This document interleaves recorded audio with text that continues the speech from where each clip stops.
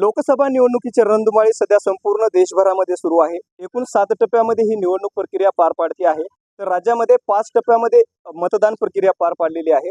एकंदरीत या राज्याचा कौल कोणाच्या बाजूने लागणार हे तर पाहणारच आहोत आपण. नांदेड लोकसभामध्ये दुसऱ्या टप्प्यात अर्थात 26 एप्रिल रोजी मतदान निवडणूक प्रक्रिया पार पाडलेली आहे. एकूण 23 उमेदवार रिंगणात होते. यापैकी मुख्य लढत हे महाविकास आघाडीचे उमेदवार माजी आमदार वसंतराव चव्हाण व महायुतीचे विद्यमान खासदार प्रताप पाटील चिखलीकर यांच्यामध्ये पाहायला मिळालेली आहे. यात अगदी उमेदवारी डिक्लेअर होण्यापासून ते मतदान प्रक्रिया पार पडेपर्यंत काही ज्येष्ठ पत्रकार हे बारकाईने लक्ष ठेवून होते. अनेक भागामध्ये फील्ड वर्कवर होते. ते आपल्यासोबत काही ज्येष्ठ पत्रकार आहेत. आपण त्यांच्याशी संभाव्य निकाल कोणाच्या बाजूने लागू शकतो जाणून घेण्याचा प्रयत्न करूया. सर, काय सांगाल एकंदरीत काय आढावा या लोकसभा मतदारसंघाचा काय सांगाल? आता निकाल तर 4 तारखेला येणारच आहे. कसं आहे, मतदानाची टक्केवारी खूप कमी झाली. ते आपल्याकडे तापमान जास्त होतं, त्याचा परिणाम असेल. म्हणजे जो मतदारामध्ये निरुत्साह आहे तो चांगला नाही, लोकशाहीच्या दृष्टीने योग्य नाही. मतदानाची टक्केवारी वाढणं आवश्यक होतं. टक्का कमी झाल्यामुळं त्याचा फटका कोणाला बसतो हे सांगता येणार नाही. परंतु ते आता सरळ सरळ दोघांमध्येच फाईट होती नांदेड मतदारसंघात. प्रतापराव पाटील चिखलीकर असतील NDAचे उमेदवार आणि महाविकास आघाडीचे उमेदवार वसंतराव चव्हाण यांच्यातच लढत. खरं तर वसंतराव चव्हाण यांच्या बाजूने कोणतीही मोठी रॅली झाली नाही, त्यांच्या राष्ट्रीय नेत्यांच्या सभा झाल्या नाही, काही झालेलं नाही. असं न होताही ते रेसमध्ये आले. का आले तर काही लोकांचा कोणावर राग होता, काही लोकांचा कोणाचा अशोकराव चव्हाणवर राग होता. अशोकराव चव्हाणचं तर असं झालं की त्यांच्यामुळं भाजपला असं वाटलं की त्यांचा खूप फायदा होईल पक्षाला. फायदा तर सोडा, नुकसानच जास्त होईल असं हे झालं. त्यांच्यावर अनेकांचा राग होता. त्यांचे जे पक्षात पूर्वी होते काँग्रेस सोबत त्यांचा राग होता.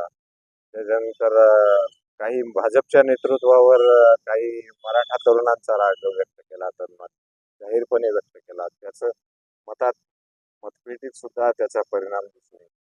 मराठा आरक्षणाच्या मुद्द्यावर सरकारच्या आणि चांगले मुद्देही काही आहेत. आता व्यक्तिशः प्रतापराव पाटील चिखलीकर यांचा जनसंपर्क चांगला होता. त्या मागच्या काळात त्यांनी कामं चांगली केली. राष्ट्रीय पातळीवर जे 370 कलम आहे झालेलं आहे, त्याच्यामुळं त्यांना काही लोकांचं म्हणणं आहे की ते खूप स्पर्धेमध्ये आहेत. स्पर्धेत आहेत नक्की, निश्चित आहे. तरी सुद्धा म्हणजे NDAचा उमेदवार भाजपचे जे आहेत प्रतापराव पाटील चिखलीकर, कदाचित त्यांचं मताधिक्य कमी होईल, परंतु ते निवडून येतील अशी शक्यता मला तरी वाटते. अर्थातच महायुतीचे जे उमेदवार आहेत प्रताप पाटील चिखलीकर यांच्यासाठी खुद पंतप्रधान नरेंद्र मोदी, केंद्रीय मंत्री अमित शहा यांच्यासोबतच केंद्रीय वाहतूक मंत्री नितीन गडकरी यासोबत महायुतीचे व राज्याचे मुख्यमंत्री एकनाथ शिंदेचे यांची देखील या ठिकाणी सभा पार पडलेली आहे.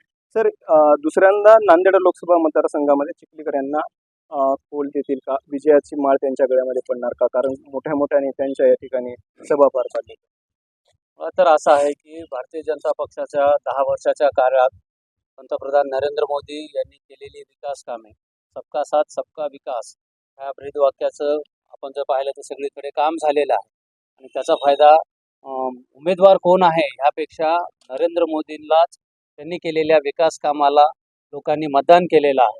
कारण उज्ज्वला योजना असेल, हर घर नल योजना असेल किंवा पंतप्रधान आवास योजना असेल, 10 वर्षात त्यांनी केलेल्या कामाचा कौल पाहून उमेदवार न पाहता अनेक भागात आम्हाला असं पाहायला मिळालं की उमेदवार कोण आहे आम्हाला काही घेणं देणं नाही, पण यावेळेस एकदा भाजपला पुन्हा एकदा आपण मतदान करू असं लोकांची भावना होती. शिवाय काँग्रेसकडे असा ऐन वेळेस उमेदवारी काँग्रेसचे वसंतराव चव्हाण यांना देण्यात आली. त्यांनाही पुरेसा वेळ मिळाला नाही आणि काँग्रेसनं एका अर्थी ही निवडणूक अशोक चव्हाण भारतीय जनता पक्षात आल्यामुळं काँग्रेसने या निवडणुकीतून खरं पाहिलं तर हात बाजूला काढला होता.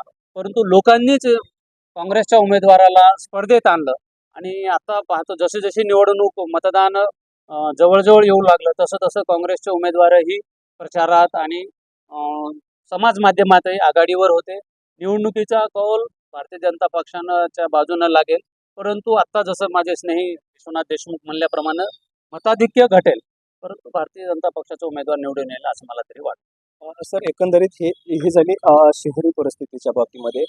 ग्रामीण भागाची परिस्थिती काय आहे? कारण मराठा आरक्षणाचा प्रश्न असो की धनगर आरक्षण, मुस्लिम आरक्षणाचा प्रश्न असो की शेतकऱ्यांचे अनेक प्रश्न होते, किंवा मग काँग्रेसचे ज्येष्ठ नेते जे ज्यांचा नुकताच काँग्रेसला रामराम त्यांनी भाजपमध्ये प्रवेश केला, याचा फायदा होतो का? किंवा मग अनेक गावामध्ये त्यांना बाहेर काढण्यात आले, याचा फटका बसू शकतो का? काय सांग? निश्चितच शहरी भाग आणि ग्रामीण भाग अशी दोन वेगवेगळ्या पद्धतीने ही निवडणूक पार पडली. शहरी भागातला कौल वेगळा होता आणि ग्रामीण भागाचा कौल हा वेगळा होताच, निश्चित होता. तुम्ही म्हणाल्याप्रमाणे मराठा आरक्षणाचा मुद्दा तीव्रतेनं नांदेड जिल्ह्यातही गाजला आणि ते मराठा बांधव मतदार होते. त्यांचा कौल साधारणतः महाविकास आघाडीकडे आम्हाला पाहायला मिळाला. असं की ऐन वेळेला अशोकराव चव्हाण हे काँग्रेसमधून भाजपमध्ये जाणं आणि हा विश्वासघात वाटला लोकांना एका पद्धतीने, व ऐनवेळी अशोकराव पक्ष का सोडले याचा एक राग. आणि दुसरी बाजू अशी की मराठा आरक्षणाचा मुद्दा ग्रामीण भागामध्ये जास्त तीव्रतेने दिसून आला आणि मराठा समाजातल्या तरुणांना असं वाटलं की ज्या पक्षानं आपलं आरक्षण धोक्यात आणलं किंवा आरक्षण देत नाही त्या पक्षाकडे अशोकराव चव्हाण गेले, म्हणून देखील अशोकराव चव्हाणांवर मराठा समाजाचा विरोध होता. हा झाला आरक्षणाचा मुद्दा. आणि दुसरी बाजू अशी की मध्येही भाजपबद्दल एक नाराजी दिसून आली. त्याचं कारण असं की शेतीमालाला दुप्पट भाव देणे किंवा शेतीमालाचं उत्पन्न वाढवणे असं एक आश्वासन 2014च्या निवडणुकीत भाजपनं दिलं होतं, परंतु त्याची पूर्तता भाजपनं केली नाही. एकीकडे शेतीमालाचे दिवसेंदिवस उतरणारे भाव, सोयाबीनचा भाव बघितला तर 9,000चा भाव हा 4,000वर आला. कापसाचे भाव तसेच आहेत किंवा इतर दुसऱ्या धान्याचे देखील भाव कमी झालेले आहेत. भाव न वाढता कमी होणे, खताचे भाव त्या तुलनेमध्ये वाढणे, म्हणजे शेतीमध्ये मेहनत जे कष्ट करावे लागतात त्याच्यासाठीचे दर वाढले, पेट्रोलचे दर, डिझेलचे दर, त्याच्यामुळे देखील शेतीचा जे उत्पन्न आहे ते तोट्यामध्ये गेलं. याची एक नाराजी ग्रामीण भागातील मतदारांमध्ये होती. याचा फटका देखील भारतीय जनता पक्षाच्या उमेदवारांना या ठिकाणी बसू शकतो. म्हणजे अशोकराव चव्हाणांचा भाजप प्रवेश, मराठा आरक्षण आणि शेतीमालाचे भाव यावरून ग्रामीण भागात तरी मतदार हा भाजपच्या विरोधामध्ये दिसून येतो. एकंदरीत ह्या परिस्थितीमध्ये सर, कोणत्या मुद्द्यांना घेऊन ही निवडणूक लढवली गेलेली आहे? महायुतीचे उमेदवार असो की महाविकास आघाडीचे उमेदवार? नांदेड लोकसभा मतदारसंघामध्ये काँग्रेस आणि जी महाविकास आघाडी आहे ती आणि भाजपप्रणित जी NDA आहे महायुती समजा, त्या दोन्ही पक्षांनी निवडणूक प्रचारामध्ये प्रामुख्याने जे मुद्दे आणले ते मुद्दे ऐन वेळेसचे भरपूर होते त्यामध्ये, की ज्यामध्ये पक्षाचं धोरण, पक्षाचा जाहीरनामा या अनुषंगाने काही ज्या गोष्टी व्हायला पाहिजेत, चर्चा व्हायला पाहिजे, ते बोलायला पाहिजे होतं, तर ते राहिलं बाजूलाच. आता नांदेड जिल्ह्याच्या पातळीवर जर विचार केला तर काही गोष्टी व्यक्तिगत स्वरूपात देखील घेतल्या गेल्या. तो देखील मोठ्या प्रचाराचा भाग ठरला, की ज्याच्यामुळं हा नेता इकडे गेला म्हणून आम्ही विरोधात, तो नेता इकडे आला म्हणून आम्ही त्याच्या विरोधात, किंवा आम्हाला इथं स्थानिक उमेदवार नको, म्हणजे स्थानिक उमेदवारापेक्षा आम्हाला राष्ट्रीय नेतृत्व पाहिजे, अशा काही मुद्द्यांवर ही निवडणूक शेवटच्या टप्प्यावर गेली. खरं पाहिलं तर लोकसभा मतदारसंघ आहे आणि राष्ट्रीय पातळीवर धोरण ठरवणारी एक प्रमुख लोकसभा ही संसद आहे. त्यामुळे त्या दृष्टीनं विचार करून सगळ्यांनी मतदारांनी मतदार करायला पाहिजे होतं. झालं काय की मतदानाचं प्रमाण बऱ्याच ठिकाणी आता कमी होत झालेलं आहे. त्याची कारणं देखील सरकारने आणि राजकीय नेत्यांनी गांभीर्याने लक्षात घेतली पाहिजेत आणि त्यात लवकरात लवकर जी सुधारणा करता येईल तर ती केली पाहिजे, जेणेकरून मतदार स्वतः बाहेर पडला पाहिजे आणि चांगलं मतदान होईल. आणि ते कोणत्या का पक्षाकडे असेना, पण त्या मतदानापर्यंत खेचून आणण्याची ताकद त्या राजकीय पक्षांमध्ये असली पाहिजे, तरच ते खऱ्या अर्थानं लोकशाही जिवंत राहण्याच्या दृष्टीनं मोठं यश म्हणता येईल. आता कसं आहे, 40-50% मतदान मिळवूनही जर तुम्ही खासदार आमदार होणार असाल तर मग 65% लोकांनी 30% लोक 70% लोकांनी मतदानच केलेलं नाही. मग अशा लोकांचं काय होणार? म्हणजे चर्चेला एक मुद्दा समोर येतो. त्यामुळे या सगळ्या गोष्टीचा गांभीर्याने विचार व्हावा असं मला वाटतंय.